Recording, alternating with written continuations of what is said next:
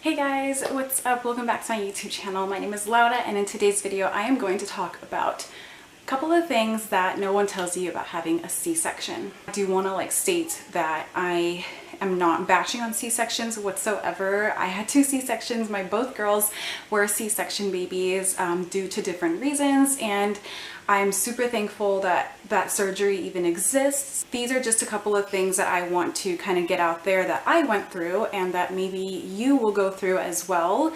Some are positive, some are a little bit more negative, but I just wanted to make this video in case anybody needs it.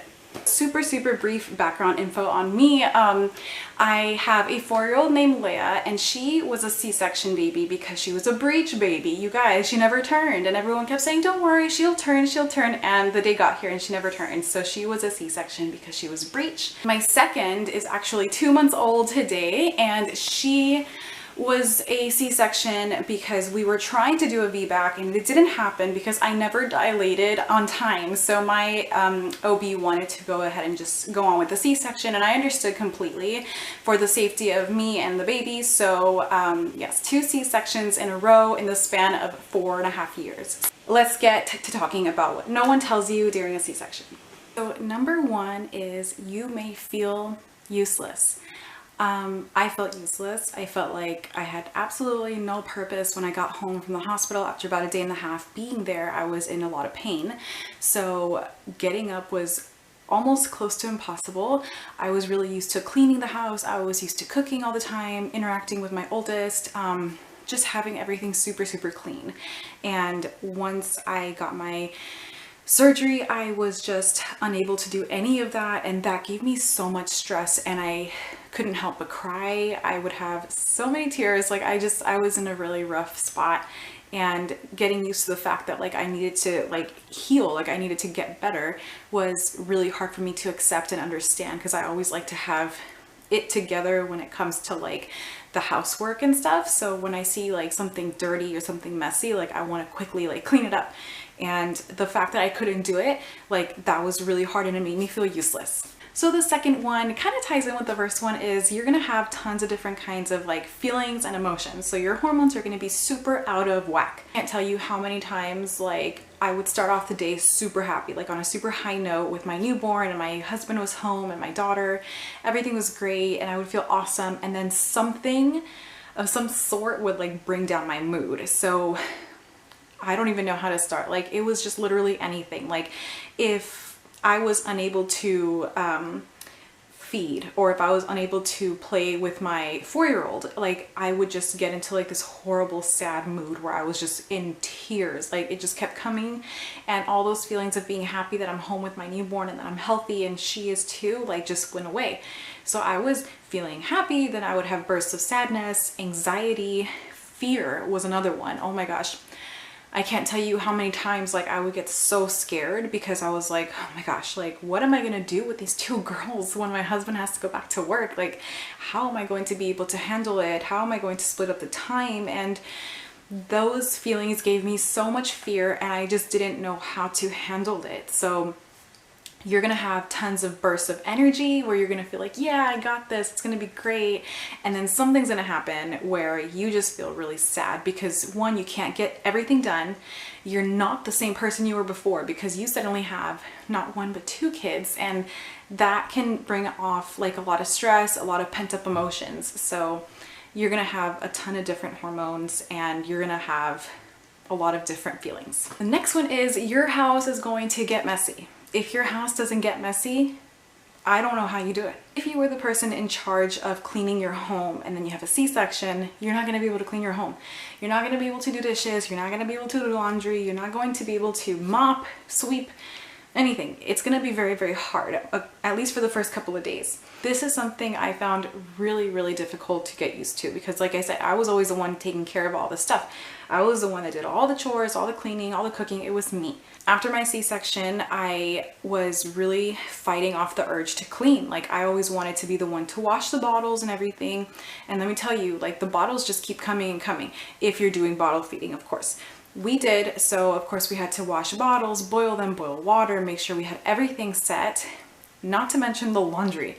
I think the laundry was the worst because, so I made sure that everything was clean before we left to the hospital. Like there was no dirty laundry, the bed was like fresh, baby's clothes were washed and everything. And that was almost kind of a waste of time because we got home and right away, you know, she would have accidents on the bed. She'd have accidents like in her own clothing. The bedding of her crib was dirty right away. She'd spit up on it.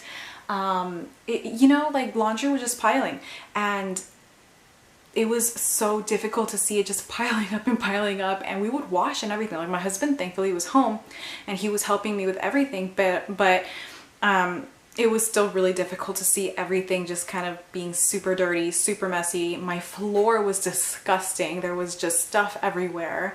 We were just putting things here and there. I mean, absolutely chaotic. So it was really hard for me to see all of that because like I said, I was always the one taking care of the cleaning. So seeing everything just get more and more dirty, I mean, that was difficult. The next one that I've really been struggling with, and this is 2 months after my surgery, is that you may or may not be able to fit into the clothes that you did before getting pregnant. So before getting pregnant, I had finally hit a weight that I was like happier at, and I felt good. I just felt really confident. And when I got pregnant, a lot changed. I obviously gained weight, which is totally normal. And as soon as I had my baby, I kind of did feel like I wanted to get back into it right away. So I think I was like pretty much like in bed for like a week, and then after that I was like, okay, time to get up, Laura, time to get moving, and I would start walking. I didn't do at-home workouts or anything like that, but I right away wanted to wear jeans. I wanted to wear the same leggings, like the workout leggings that I wore before. I wanted to wear the little shirts and stuff, and it was really hard to see myself in the mirror and say, whoa, that is not the way I looked before having this baby. Sometimes I feel like the scale was kind of the issue because I was weighing myself pretty much since I got home, and I wanted to go back to my pre-pregnancy weight right away. So I would look at the scale and guess what? It literally said that I was the exact same weight I was at before getting pregnant. I was like, this has to be wrong. I don't look the same. I'm very soft on my stomach now, like softer. So that was a big issue because I was like, oh my God, my stomach looks so flabby. I don't like the way it looks in leggings. Can't wear the crop tops. I can't do anything. What? And how come the scale says that I'm the same weight as before?